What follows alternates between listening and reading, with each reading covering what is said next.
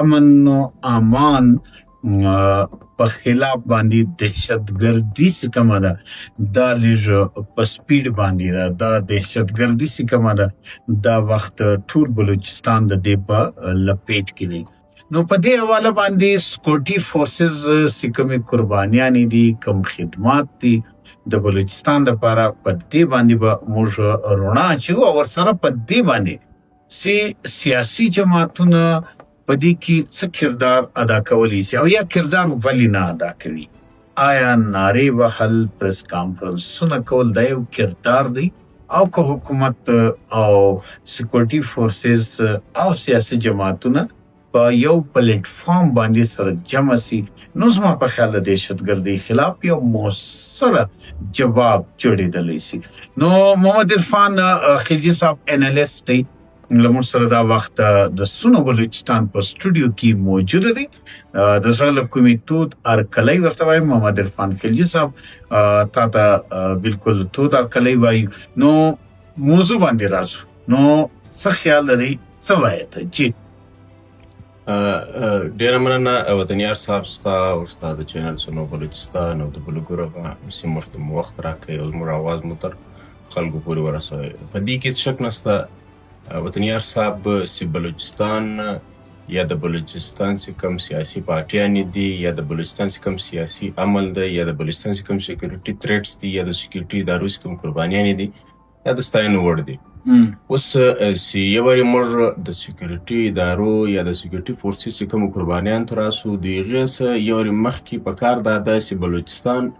پس منظر معلوم سي د بلوچستان د پوهنې دپاره، په بلوچستان باندې سر د خلاصونې دپاره په یو وارې بلوچستان باندې سړی ځان پوه کړي چې بلوچستان وایي چې شته، د بلوچستان مسایل چې دي. جی وطنیار صاحب په دې کې شک نشته چې جغرافیایي یا سیاسي لحاظ د بلوچستان ډېر د اهمیت وړ ده. که هغه د بلوچستان ځمکه ده، که هغه د بلوچستان ساحلي پټۍ د سمندر ورته وایي، که هغه د بلوچستان معدنیات، دغه شیان د بلوچستان اهمیت نور هم زیاتوي.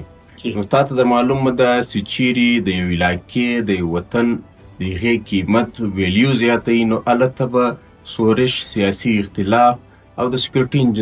انسرجنسي دا رقم شیان به خامخا د عوامو سره او د سیکورټي ادارو سره دا به مخامخ. په بلوچستان کې زما زیاتي رایه دا ده چې بدقسمتي دا ده چې د اتیا کالو اوس 90 کاله کېږي، د اتیا کاله ووله، د 1947 څخه نیولې تر 48 نیولې، د پرنس عبدالکریم څخه نیولې، بیا تر دا ننه پورې چې کومه سیاسي عمل دی د بلوچستان بالخصوص په پاکستان کې چې کوم کردار دی، په هغه کې سیاسي پارټیانې، قوم پرست پارټیانې، هغه په دې کې نو ډاوټ بالکل فیل سوي دي. هغه وجه دا مطلب داسې د هغو داسې د امن لپاره هغه کردار چې ضرورت دی هغه نه دی ادا سوی، نه دی ادا سوی. که چیرې هغه په پښتو کې وایي که چیرې ایمان تیر کړو،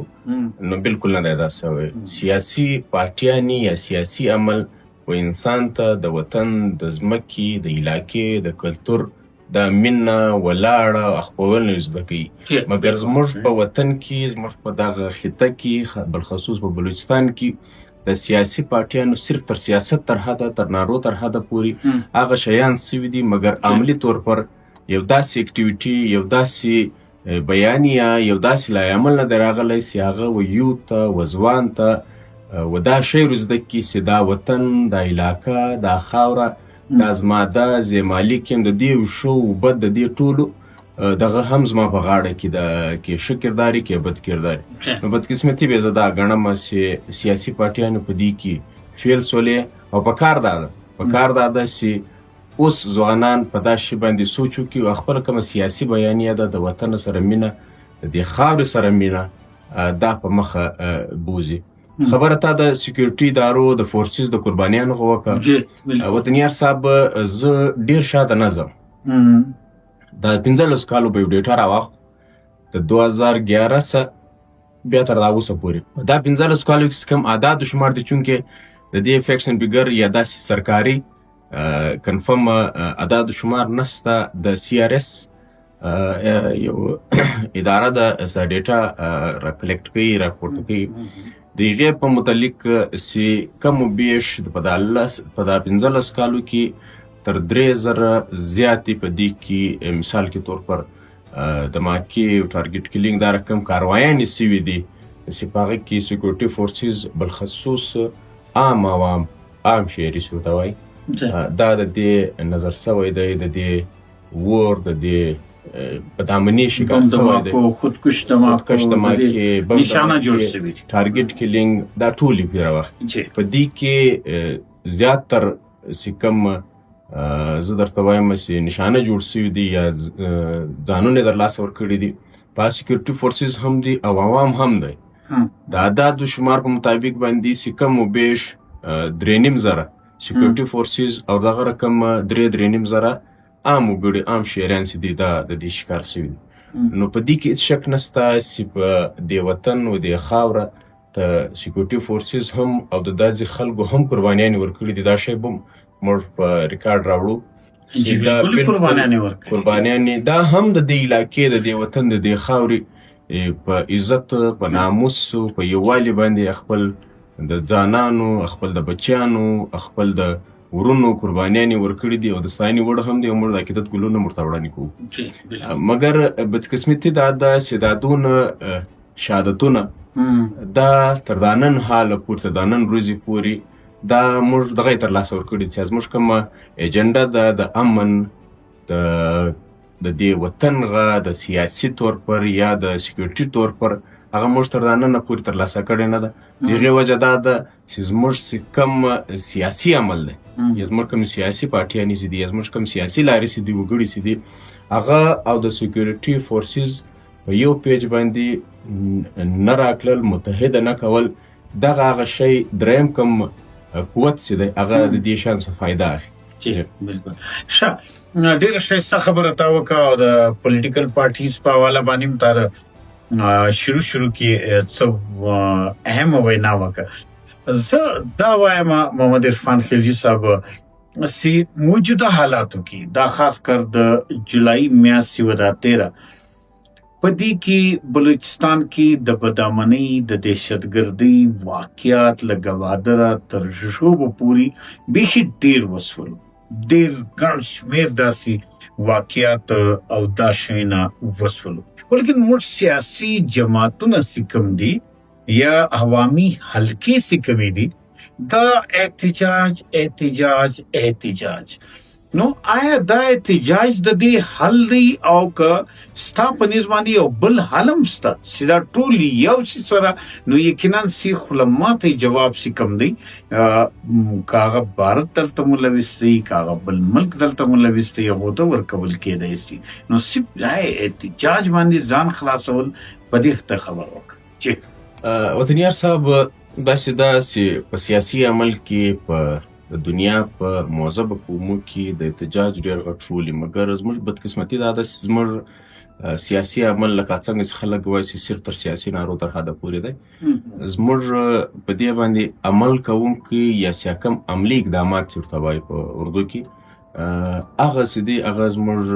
څه کمزوره دي هغه وجه دا ده چې زموږ په سیاسي پارټیانو په چند سیاسي پارټیانو بالخصوص